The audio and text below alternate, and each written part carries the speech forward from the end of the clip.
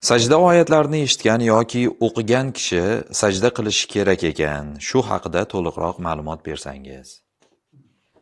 Bismillahirrohmanirrohim. Darhaqiqat Qur'oni Karimni shu 14 ta joyida sajda oyatlari bor.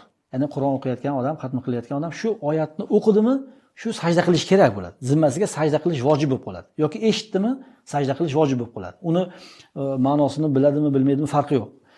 Chunki u oyatlar 14 ta joyida, Qur'onda 14 ta joy deyapmiz. U oyatlarni o'qisangiz, asosiy ma'no shu Alloh taolo tomonidan biz bandalarni sajda qilishlikka buyruqlar borda yerda.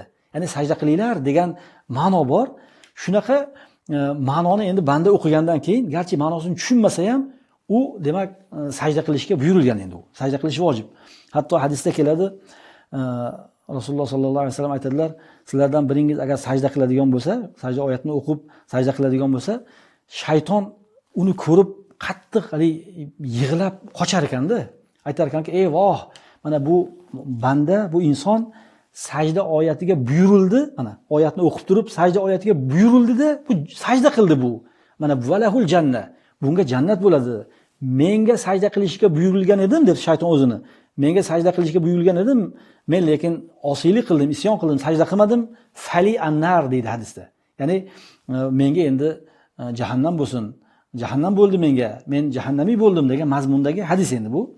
Demak, mana shunday shu sajda oyati o'qildimi, buni ulamolar aytadilarki, shu joyni o'zida sajda qilgani yaxshi deydilar. Endi mabodo shu Qur'on o'qiyapti yoki eshitdi, sajda qiladigan sharoit yo'q. Bu keyinroq sajda qilsa ham bo'ladi endi. Gunohkor bo'lmaydi-yu, lekin zimmasida turadi. Agar mabodo shu sajda esidan chiqib qolib, sajda qilmay qo'ysa, u zimmasidagi bir vojib amalni bajarmasdan gunohkor bo'lib, unga oxiratda ham javobgar bo'ladi endi. Mana shunday narsa bu sajdaga endi namozda bo'ladigan bo'lsa, masalan, namozda o'qildimi, namozni ichida sajda qilish kerak deydi. Namozni ichidagini tashqarida uni qazosi yo'q. Namozda sajda qilmadingizmi, o'zingizdan gunohkor bo'lib qolasiz. Tashqarida uni qilib bo'lmaydi endi. Lekin namozdan tashqarida o'qilganda uni o'z-o'zidan shu paytda qilganingiz eng yaxshi. Hali yuqorida hadisda aytilgandek shaytonni, ya'ni yig'latib uni o'zingiz oldingizdan qochirishga bir sababchi bo'lasiz. Ham Allohning buyrug'iga amal qilib, joyida vojib amalni bajargan bo'ladi endi. Mana shu o'rinda ulamolar aytadiki, tarjimalarni eshitsachi deydi. Misol uchun Qur'onni bir chekadan o'qiyapti-da, o'zbekchasini yoki forschasini o'qiyapti, tarjimani o'qiyapti. Arabiy emas. Arabiy lafz o'qigan yo'q. Tarjimani o'qiydigan bo'lsa, unda odamni o'quvchining zimmasiga sajda qilish vojib emas deydilar. Faqat arabcha matn, Qur'on oyati o'qilsa, o'quvchiga-yu eshituvchiga o'z-o'zidan bu sajda qilish vojib bo'ladi.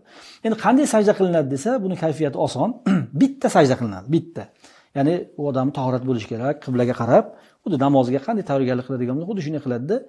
Allohu akbar deb bitta sajda qiladi. Allohu akbar deb to'g'ri sajdaga boradi.